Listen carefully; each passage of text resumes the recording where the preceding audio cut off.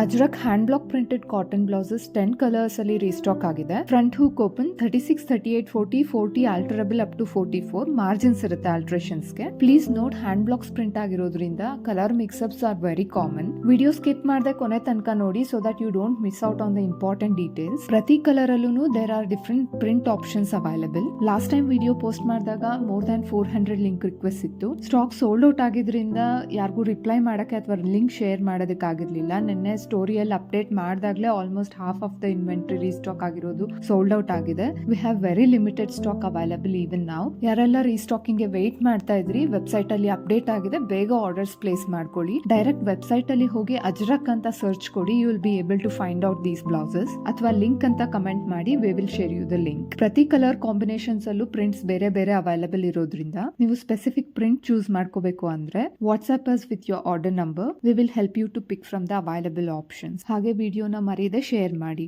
Thank you.